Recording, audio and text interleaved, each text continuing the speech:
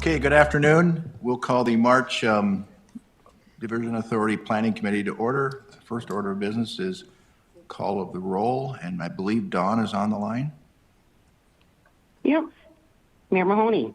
Here. Mayor Carlson. Here. Mayor Dardis. Here. Mr. Campbell. Here. Mr. Grinberg. Here. And Mr. Steen. Quorum is present. Thank you, Dawn. Next, I'd look for a motion to approve the minutes from February 11th, 2025. So move. Second. Moved and seconded. Discussion. Hearing none. All those in favor signify by saying aye. Aye. Aye. Motion carries. Next up, approve the order of the agenda. Move to approve. Second. Second. It's been moved and seconded. Discussion. Hearing none. All those in favor signify by saying aye. Aye. Motion passes. Item 4, Global Program and O&M discussion. Jason Benson. And before Jason starts, just to note, Commissioner Campbell will take over as chair, as I'm going to have to leave about 5 minutes to 1. All right. Thank you, Mr. Chair, committee members.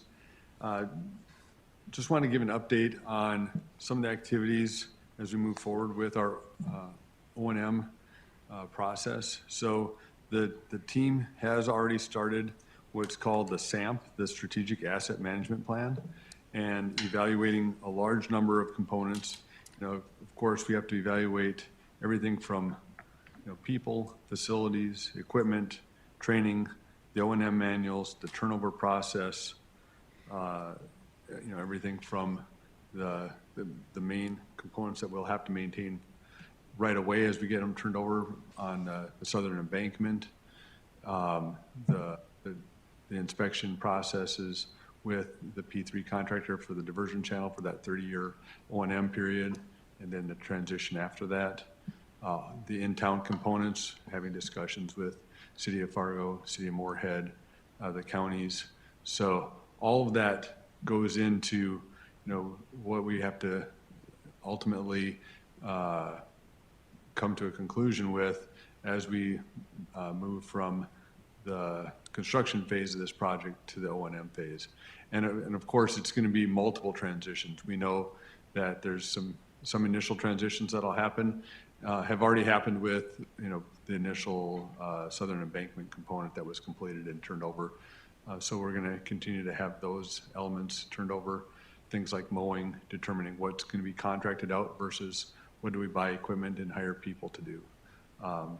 And then bigger components, we expect later this summer and fall that the Corps will start moving towards transferring the inlet control structure and wild rice control structure to us. So all of those things have to go into the strategic, the SAMP, the Strategic Asset Management Plan. And so again, I'm just starting to dive into that. Doing some internal meetings to get caught up on what the team's already been discussing, and expecting that over the next 30 to 60 days, we're going to continue to refine those plans, especially timeline-wise, as to, because we know there's certain critical timeline events, again, when we expect certain components of the project to be turned over, when we expect our new diversion authority building down on the southern embankment off of County Road 14 and 45th Street, when that'll be complete. So there's certain things that we've got as kind of good lines in the sand for different transition points, and what else we have to do to get to those transition points, which also ultimately leads to what's the financial and fiscal budget year to year as we transition this O&M and what those costs are, again, whether it's contracting, whether it's personnel, equipment. So with that was my update. Open to any questions that people may have. Questions for Jason? Commissioner Campbell? Thank you. This is good news that you're working on this, and I know you've got your internal team working on it, and I'm wondering about when the conversation is going to include external folks. I don't know if like Dr. Zimmerman is part of it now, or if our county engineer is involved with it, or if the Buffalo Red engineers are involved with it, to all kind of understand what this is going to be, because ultimately there's going to be some sort of component of financial involvement on O&M from the Minnesota side as well, and to try to start to work that out. And because then we're also going to, I know the city has a resource for, you know, getting their share, but from the county standpoint, you know, we need to know, are we going to end up wanting to work with the watershed to establish that O&M district on our side to help be able to gain those finances to help with the, certainly we're not looking to the state of Minnesota for that piece of it. That part, we understand the O&M is kind of on us, so, but having that dialogue and putting that map together, I think, is really important. Yeah, thanks. Right now, I know we have been collecting information and having discussions with the city engineering staff on what those different O&M costs are, the number of assets. So I think if those discussions haven't included Justin, your county engineer, they definitely will. So those are both on the Clay County and Cass County side. As we gather, I mean, it's really gathering all the facts, making sure that we validate assumptions and that we're not going off of false assumptions when it comes to different assets that are, you know, different entities own that we'll be managing. Mayor Mahoney? So Kevin, are you talking about a drain tax ultimately? Because we're talking about on a Cass County that a drain tax would eventually go in for an O&M. Well, I mean, Can you know what? Minnesota do the same thing? This is something that, and we'll have to have a dialogue with the city too. I know that, you know, the city can probably incorporate that into their utility bill, I think is an option that could be there. But another option would be is we could look to the watershed, for example, to create a district. And through that district that they could create, there could be some O&M processes being done that way. And, you know, I mean, that's what I'm saying. There's different options out there, but, you know, the sooner we can kind of start discussing those, the better we're going to be. Mayor Carlson? Yeah, I mean, the city, in order to pay for the flood mitigation projects that have occurred within the city, had added a wastewater tax onto every individual's bill within the city of Moorhead. That's how we've been able to get the funding to be the match for the projects that we've been able to secure from the state. With O&M, I would anticipate that would continue. I'm not sure what the level would be. I would need to talk to the engineering staff to find that out. But with the district, yeah, I mean, the county and the city are going to need to have a conversation because we don't want the citizens in the city to be double taxed for two projects, ones that are outside of the city limits and in addition to the ones in the city. So the district would have to not maybe include the city of Moorhead, but for future discussion. All right, thank you. Chris, FEMA update?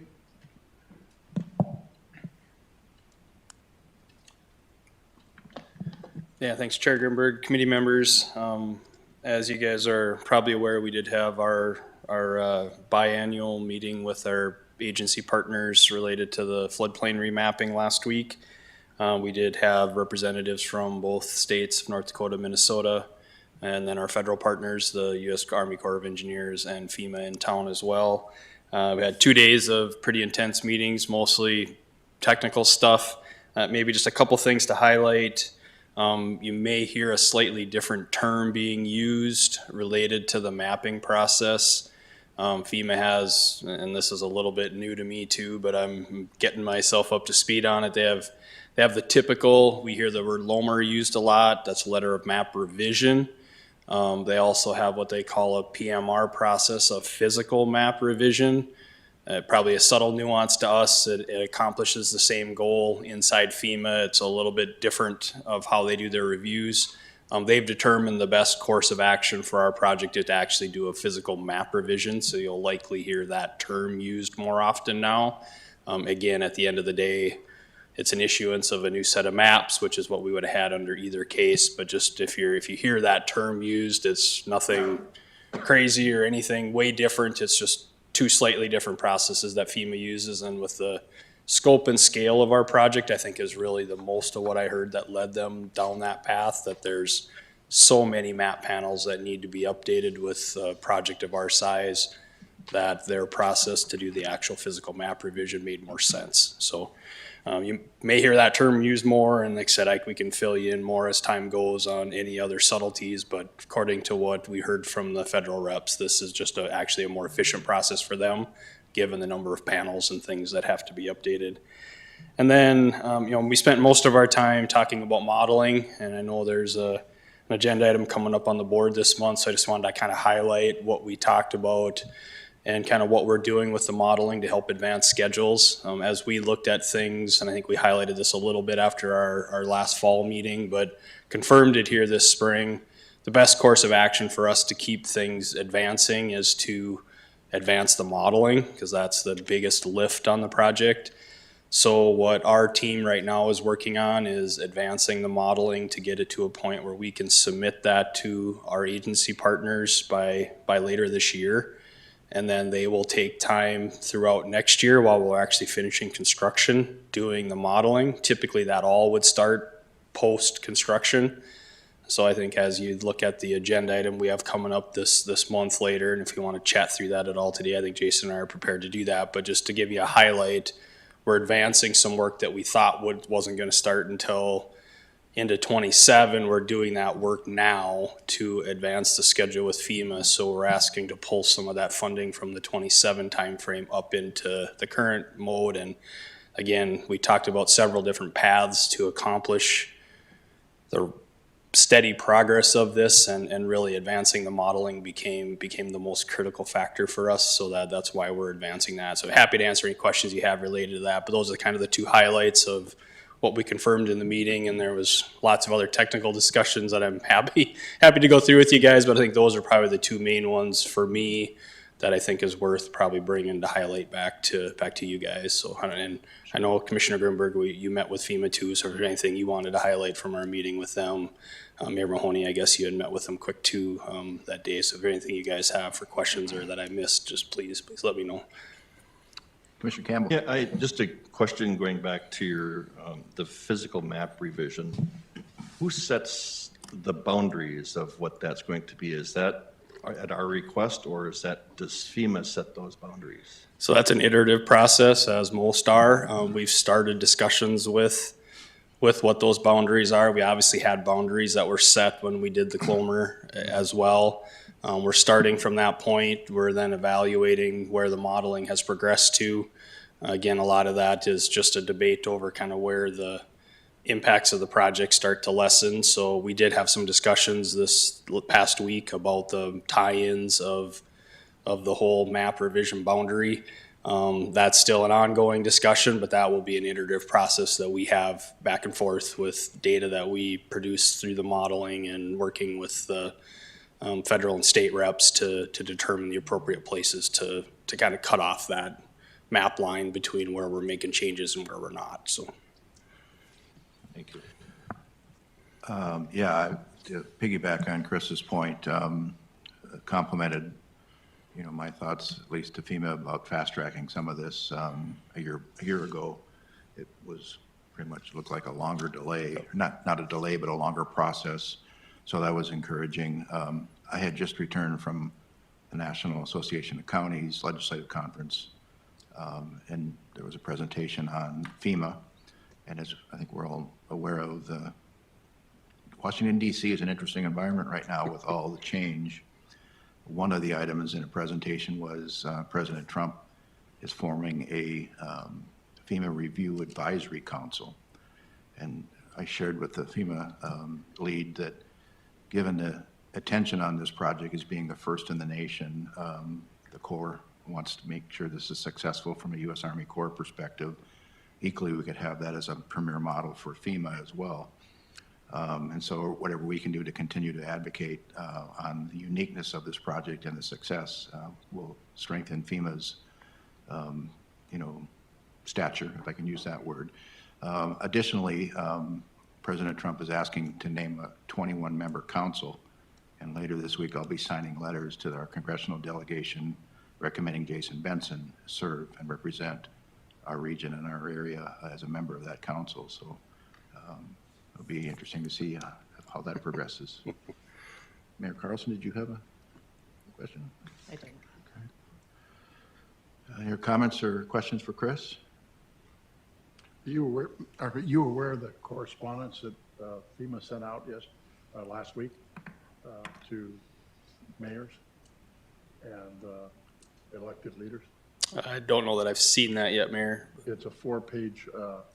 I turned it over to engineering right away in our city, but they had a lot of questions and deadlines on there where we had to respond with regard to some of the mapping.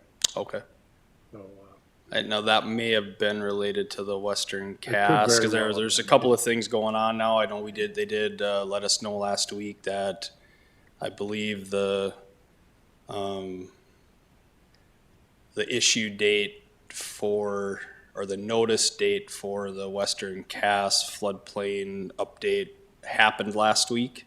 So that may have been the letters that you guys received. My guess is that's what it was for, Mayor. I don't believe they've sent any letters out related to our project remapping at all. And I don't know, Jason, if you have anything to add to that, but I think that's probably what those were related to, Mayor. I haven't heard either, but I think you're right, Chris, in that, because that announcement last week started this 6-month countdown to when the maps will go into effect for the Western Cast, which, again, people think Western Cast, it must be all the way Tower City, and it's actually everything, including West Fargo, so it's just west of the Red River. Yeah, I didn't receive anything, so. That would indicate that probably was that study. I know they had said their schedule is to have those maps effective by sometime in September. Well, I'm certainly happy that Mayor Carlson is going to help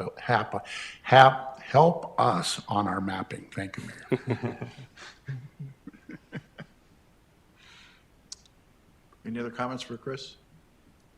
We'll move along. Next item, Washington DC trip update. Jason Benson. All right. Thank you, Mr. Chair. So we got back from a very eventful and successful 2-day trip out to Washington, D.C. Commissioner Grimberg, myself, Martin Nicholson, and John Shockley traveled out there to meet with the congressional delegations to provide an update regarding the project, and as well as introducing me as the new executive director. We provided a project overview to Representative Fedorchak to get her up to speed on the project. So just a great discussion with her, and and being new to the position and getting her a little more up to speed with all things going on with the diversion. We also had the opportunity to meet with Senator Hoeven, Senator Kramer, and Representative Fischbach directly, and then with the staff of Senator Tina Smith.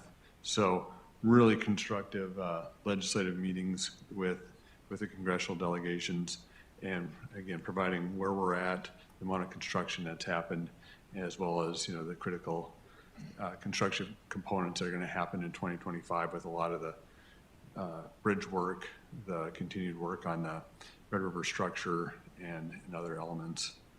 From there, we did discuss the need to maintain the tax exempt status of interest earned on municipal bonds related to anticipated issuance of 2 bonds that we've got going on for the project and it's anticipated that that'll occur in or near the time of substantial completion of the project. So there has been some talk legislatively out there of reducing the ability to have tax exempt bonds, and that would definitely hurt our bonding.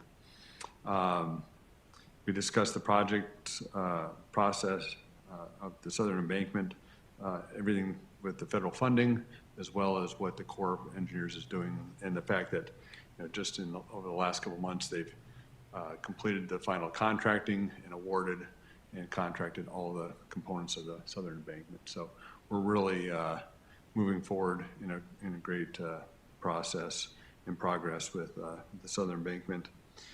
We also talked a lot on the project partnership agreement and federal appropriations.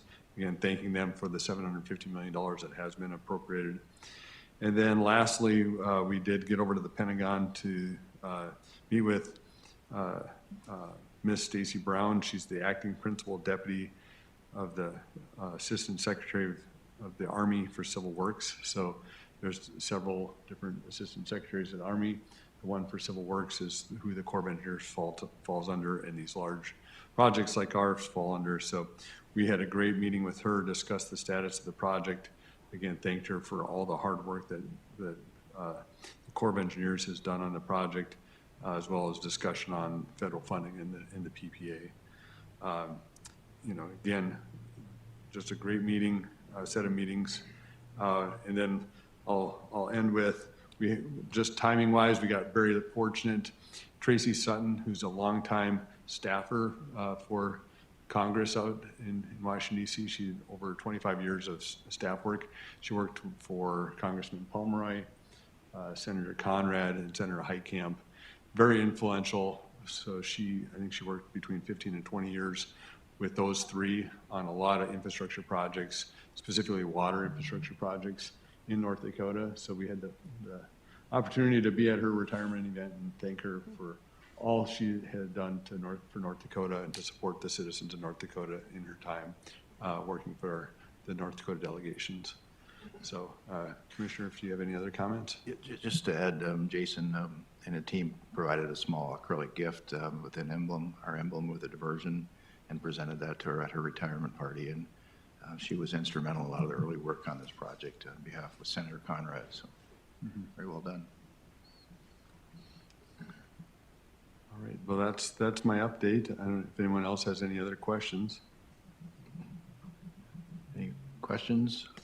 I'm going to turn the rest over to Commissioner Campbell and then head out for my mobile office call and venture to Bismarck for meetings this afternoon and tomorrow morning. Commissioner Campbell? All right, thank you. Next item is Minnesota funding update. Maybe you can start with Mayor Carlson. Do you want to give an update? Sure. So with the Minnesota funding update with the 60.4 million, which is the total Minnesota request, we have been down there, representatives from the Minnesota side have been down there several times now with the Coalition for Greater Minnesota Cities, the Fargo-Moorhead, West Fargo Chamber, and also the League of Minnesota Cities, and I believe the Coalition of, or the county, what is it, the county? AMC, Association of Minnesota County. Yes, that. So 4 times that Minnesota delegates have been down to St. Paul, meeting with several of the senators and representatives. Each time we've been able to meet with Senator Kupek, Representative Joy, and Representative Keeler. The Senate side has a bill. I don't have the bill number, so it has landed on the Senate side. We are still waiting for a House bill number and just trying to move it through.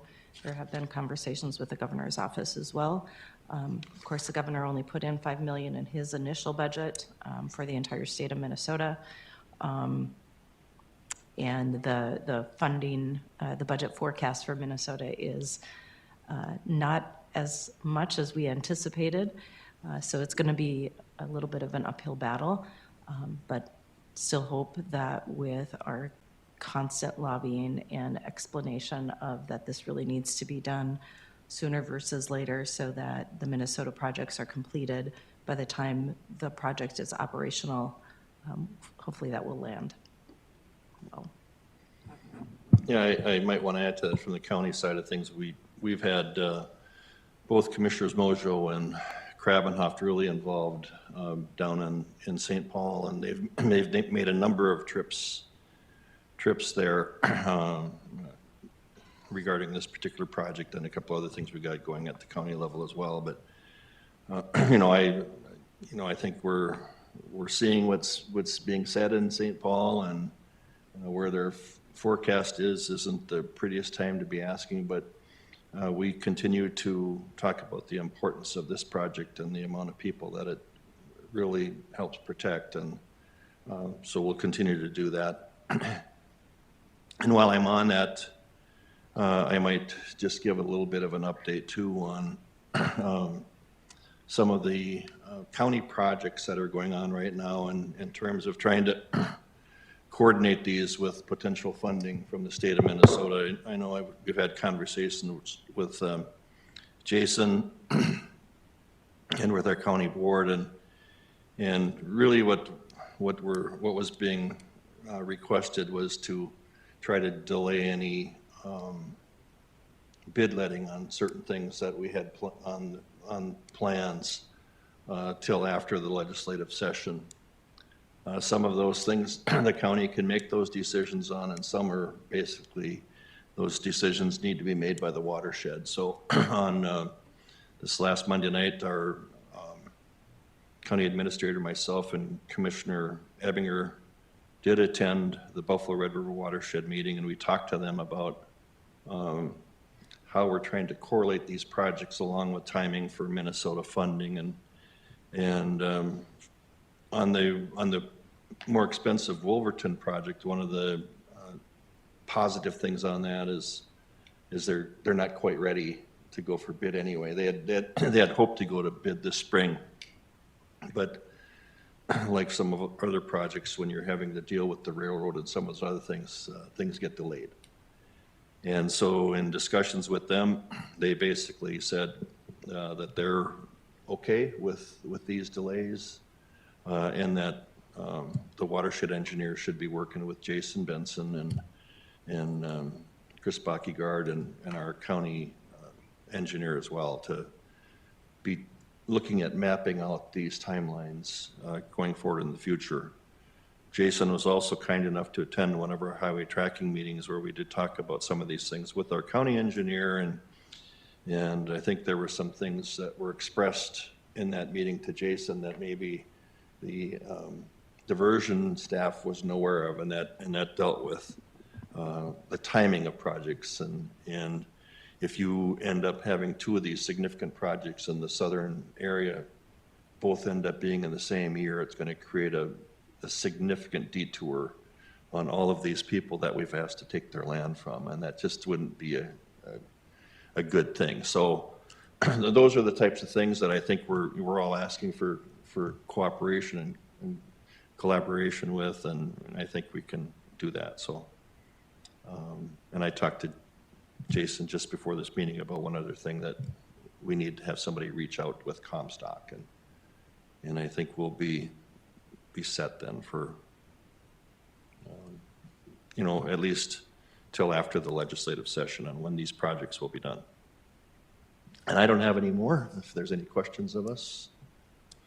Okay, item number 8 is the land director position. All right, thanks, Mr. Chair. So just want to provide a quick update. Obviously, we've been without Jody now for the last 5.5 weeks, and she's been working on a contract basis, dealing with predominantly some of the negotiation for some of these final land acquisitions. But my goal is that we work to get an updated position description done and get the position advertised by the end of the month. So so that way we can work towards having a new lands coordinator in position, or lands director in position by hopefully late May, early June, sometime. But with that, we also acknowledge that, you know, what Jody's job description, very focused on land acquisition, is going to change in this new position, because we've done so much of the land acquisition, and the job title, it's a lands and compliance director. And so it's going to have a much broader emphasis on compliance, both the environmental compliance as well as compliance with, you know, key things with, whether it's the Corps of Engineers, the MOUs with the cities, the townships, the counties, all those things. And then land, there's still going to be a land management component, and to a much smaller extent, the land acquisition and acquiring the flowage easements. So, that's where I'm leading towards as I'm working to redraft that job position. But again, just wanted to let the team, this group, know that from the leadership standpoint, so that when you see that updated job description and advertisement, that you're not caught off guard of why aren't we hiring a person focused on lands. And it's not that we don't, we wouldn't do that if that was the priority, but that we know whoever we hire, we're not expecting that to be there just for the next year and a half while we finish all those lands transactions. We're expecting somebody that's going to be there for the long term, that's really going to have to be focused on compliance and making sure we're dotting all the i's and crossing all the t's every year with all those requirements, from replacing a sign that gets shot up to, making sure that we're in compliance with Corps and FEMA regulations. Chair Campbell. Yes. I was just going to say that I think that I just want to acknowledge that the change in job description, I think, shows progress.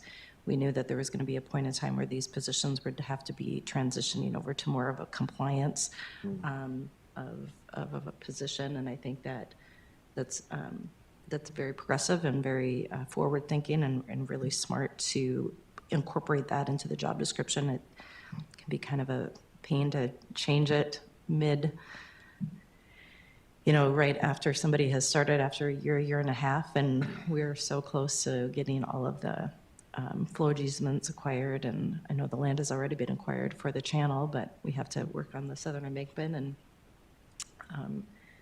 as we transition in 2027 to just hopefully only compliance, I think that is just a really good sign of progress. Thank you. Thank you. I think I just want to make one comment going back to our current deal with Jody, and then we talked about what her role would be and the significance that that's still playing. And I want to speak to specifics to our last MCC JPA meeting. There was brought before us a settlement agreement offer that dealt with, I believe, was 13 different properties in Clay County that she worked really hard on in getting that done. And it was, it was her knowledge and her background and knowing about all of the other agreements that are done there really made that work. And we had an executive session on it beforehand. We came out of that executive session, and the MCC JPA board voted unanimously to support the settlement agreement. And that was a lot of work, a lot of hard work by a lot of people. And credit had to be given also to, and thank you to the landowners who also participated and ended up agreeing with that. So it took that out of court, which is the best way to go. So the investment into Jody is still good. So that's what I wanted to say. So, okay, anything else on land director position? No. Okay. Any other business this morning, or this afternoon? Mayor? Nothing? Okay. All right, Mayor, and all three of them jump. Okay. All right, our next meeting is April 8th, and with that, do we have a motion to adjourn? So move. Motion second. All in favor? Aye. Motion carried. We're adjourned.